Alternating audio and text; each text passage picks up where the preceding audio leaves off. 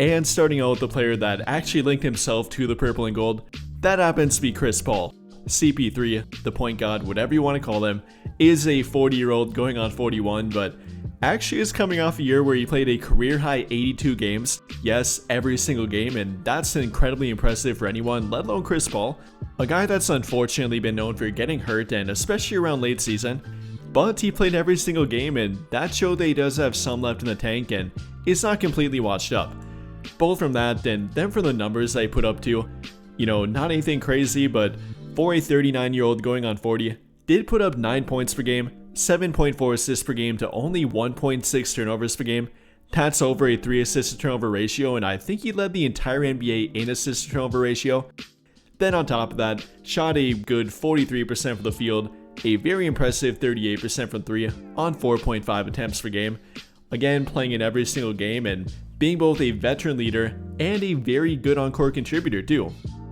And like I said, he did link himself to their team, actually to LA teams in general, which would either be the Lakers or the LA Clippers, saying that he wants to finish his career in LA, that he's tired of playing for teams outside of LA, mainly because of his family and them not traveling with him. And here's what he had to say about it and why he only wants to play in LA next season. It's with my family more than anything. I see you, Pat, and how many kids you have now? One daughter, Mackenzie. One daughter. I see you with your daughter all Thank the time. Thank you. She's man. beautiful. I know everybody has their own situations. I talk to my family about it. My son just turned 16. My daughter's 12. The past 6 seasons, I've lived without them, right? So I go to San Antonio, Phoenix, Golden State. No, they were in Houston with me. Okay, see, but I've been around a few teams. But I've been away from them for the last 6 years, so it's a little different. That's the conversation? That's the conversation. You think body's good?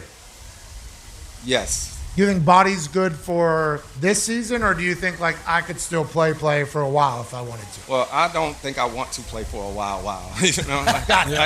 I'm being honest with you. I want to be dad.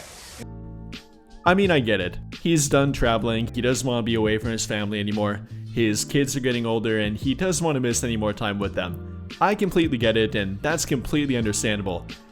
But with that in mind here, should the Lakers have interest and should they pick him up even for a veteran minimum contract?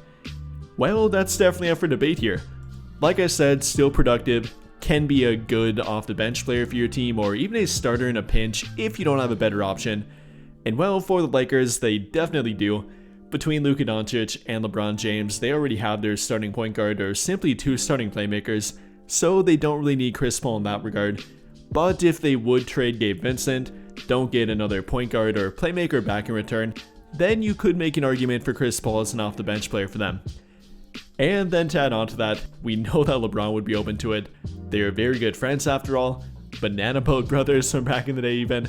If you know, you know.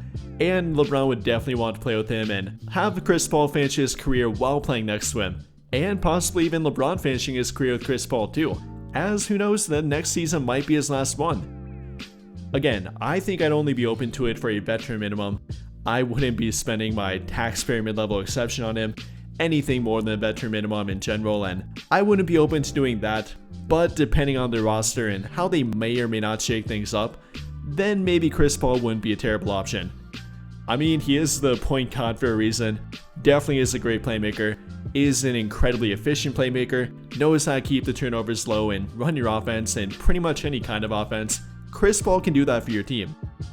So from that standpoint, wouldn't hate it for a veteran minimum, 15 to 20 minute per game guy off the bench, but wouldn't be my first option necessarily, isn't my top priority in free agency, and not a guy that is definitely on my list and would be a part of my perfect offseason.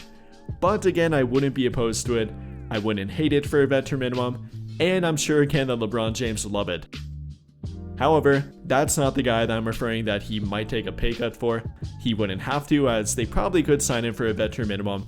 I mean, with his only 2 options literally being them or the LA Clippers, I think both of them know that they won't have to spend much to get him and probably only offer him a veteran minimum. And if I had to guess, he probably will go the LA Clippers route, does have more history with them, played for them for quite some time, and they actually have a bigger need for a backup playmaker than the Lakers do. But I think that'll pretty much do it for this one. And if you enjoyed the video, then I'll greatly appreciate it if you dropped a like, subscribe to the channel if you have not already, and hit that notification bell to never miss out when I upload a video. But as always, thank you for watching and have a great day or night.